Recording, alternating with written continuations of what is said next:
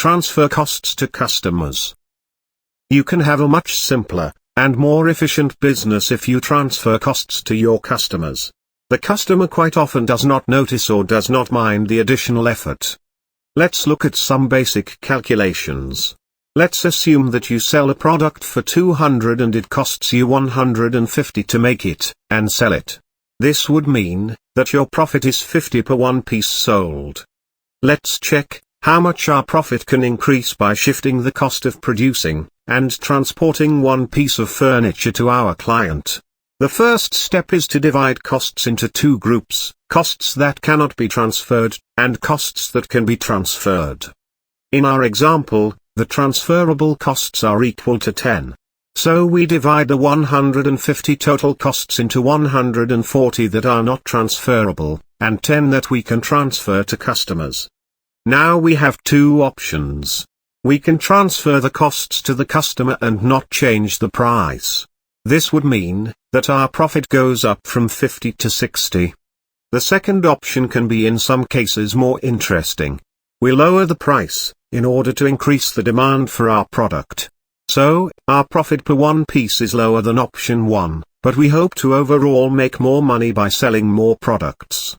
Transferring costs to customers is extremely powerful, because it enables you to do four main things. First of all, you can enjoy higher profits. The second option is to lower the price and get more customers, or even attract totally new customers. The next two benefits can be extremely valuable. By transferring some costs you can simplify the operations and R&D. One of the best known examples of applying this technique is IKEA.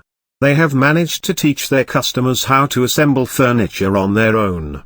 Thanks to that, IKEA has enjoyed huge growth. Obviously, the instructions are not always easy to understand and may cause frustration, but still, IKEA has changed the whole industry and customers have accepted the new reality. Before the IKEA innovative approach, furniture was sold assembled. This was obviously costly as firms had to put more effort and money into assembling the furniture. On top of that, it was more costly and difficult to transport assembled furniture. IKEA in the 60s decided to sell boxes with elements of furniture. The customer would have to assemble the furniture on his own at home. At that time, it was a groundbreaking move. If we use the general concept that we have discussed, you will see that IKEA has divided the costs into three groups: assembly costs, transportation costs, and other production costs. By moving to selling separate elements in boxes, IKEA has transferred the assembly costs to the customers, but also has reduced drastically the transportation costs. We have also seen a huge shift of costs to the customer in retail.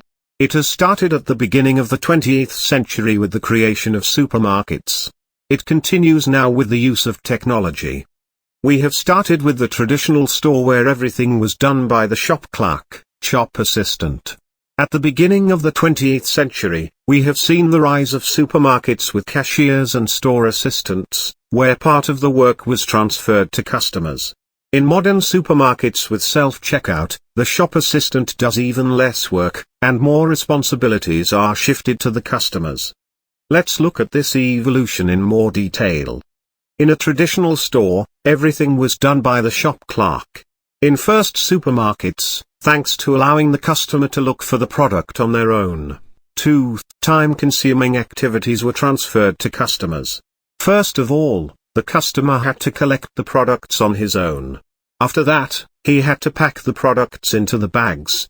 Previously, those two tasks in a traditional store were done by the shop owner. In modern supermarkets, also the checkout and cash collection processes were shifted to customers. A customer performs those two tasks on his own, at the self-checkout automated cash till, or in some cases uses for that some sort of app. The next step is the stores like Amazon Go, where scanning the products, paying for them, and moving goods from the shopping cart to bags has been completely eliminated. As you can see, by shifting certain activities to customers, you can lower costs, simplify operations and also improve customers' experience.